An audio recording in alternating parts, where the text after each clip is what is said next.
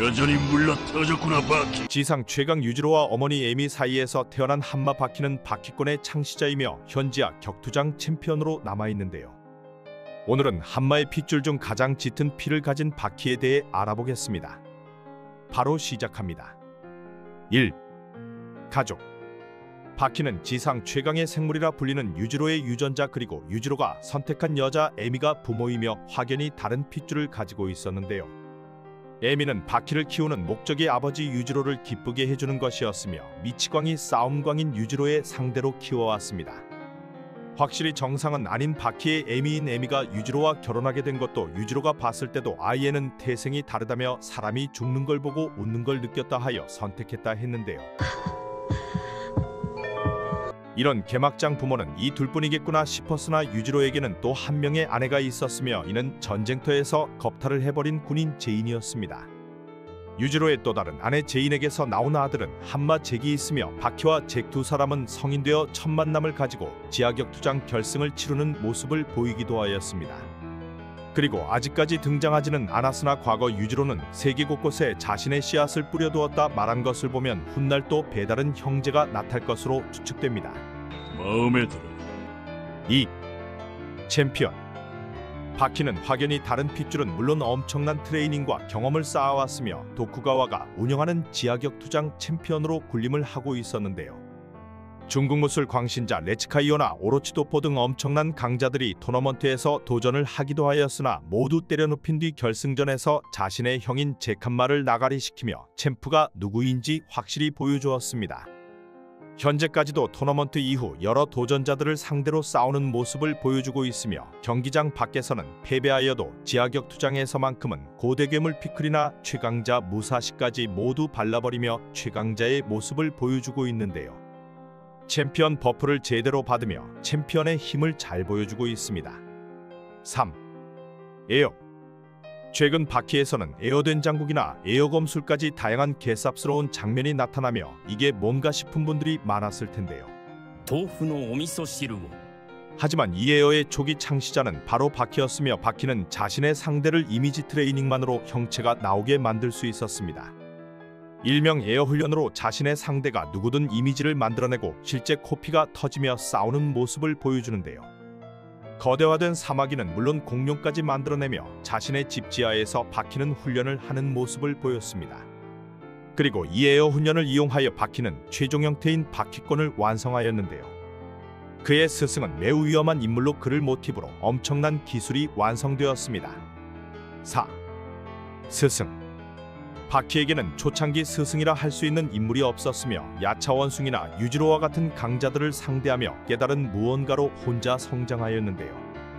초기엔 뽕에 취한 듯한 모습을 보여주기도 하였으며 사형수들과 싸움에서는 진짜 싸움이 어떤 건지 깨닫는 모습도 보였습니다. 이런 혼자만의 성장 끝에 바퀴는 드디어 스승을 찾아내게 되었으며 이는 예상외로 인간이 아닌 바퀴벌레였는데요.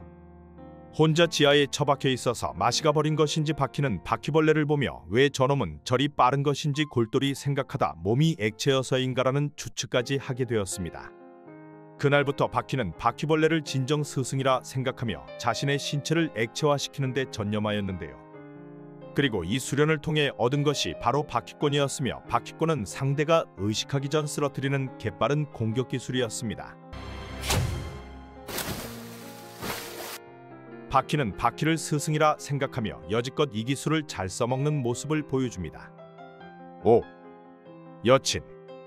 바퀴는 여러 번의 성장을 위한 각성을 보여주었으며 절벽에 떨어지며 호르몬 뽕을 맞거나 야차원숭이와 싸움에서 급성장을 하는 모습을 보였는데요. 이 중에서도 엄청난 성장을 보여준 것은 다름 아닌 여자친구 코즈에와의 첫 경험이었습니다. 코즈에는 바퀴가 하숙하던 옆집에 살던 여학생이었으며 흉악 사형수편까지는 건전한 교제관계를 지속해왔는데요. 하지만 사형수편에서 동침을 하게 되는 순간부터 급격하게 관계가 발전하게 되었습니다. 여기서 한마유지로는 바퀴와 코즈의 동침에 함께하였으며 바퀴가 쩔쩔매는 모습을 보며 이렇게 외쳤는데요. 強くなりたくは食らえ。あくまで食らえ。飽き果てるまで食らえ。 여자건 음식이건 질릴 때까지 먹어라. 먹고 또 먹어라. 그리고 코주에게는 스스로 갈고 닦아 질리지 않는 여자가 되라 거하게 외치며 두 사람을 축복해주는 모습을 보였습니다. 계망언을 듣고 벙찐 두 사람은 이날을 뒤로하고 야나기류코와 만남 전 거사를 치르게 되었는데요. 엄청난 횟수의 관계와 함께 바퀴는 초각성을 하게 되었으며 초기 사형수에게 개털리던 모습과 달리 시콜스키와 야나기 두 사람을 한 번에 압도하는 모습을 보여주었습니다. 현재 코즈에는 유지로에게도 인정받은 여자로 바퀴의 공식 여자친구라 볼 수 있습니다. 幾度も交わり幾番目か 6. 패배. 지상 최강 유지로의 아들이며 격투장 챔프인 바퀴이지만 바퀴는 예상외로 패배가 많은데요. 바퀴는 유지로와 같이 극강의 이미지는 아니며 격투와 다른 실전 싸움에서는 밀리는 모습을 보여주었습니다. 사형수편에서 야나기는 실전과 암살 전문으로 바퀴에게 노밖으로 다가가며 일격에 바퀴를 기절시키는 데 성공하였는데요. 얼탱이 없게 패배한 바퀴의 모습을 본 도쿠가와는 자신이 얼마나 빠기친지 아냐며 눈물을 보이기도 하였습니다. 그리고 코즈에와 관계를 통해 한 단계 성장을 하게 된 바퀴는 시콜스키와 야나기를 둘 다 개패듯 패버렸는데요. 하지만 여기서 독수를 이용한 편타를 시전한 야나기에게 독이 옮아버렸으며 바퀴는 이겼지만 이긴 게 아닌 상황에 처하게 됩니다. 코즈에 때문인지 독 때문인지 살이 계속 빠지며 신체가 점점 마탱이가 가버리게 되었는데요. 만일 레치가 바퀴를 데려가지 않았다면 도구로 아무것도 하지 못한 채 바퀴는 사망했을 수도 있었습니다. 이후 고대시대에서 온 피클과 싸움에서는 자신의 본진인 지하격투장에서 시비를 털기도 하였는데요.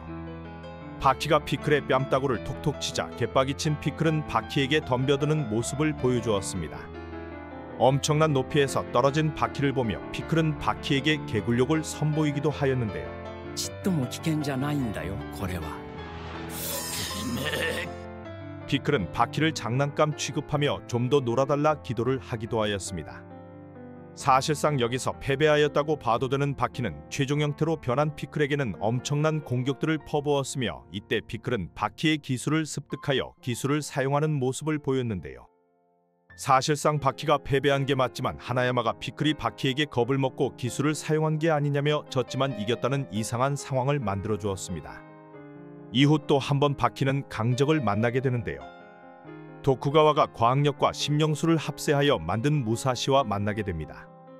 검술 최강자인 무사시는 바퀴를 만나자 검을 사용하지 않은 에어검술을 세려주는 모습을 보였는데요.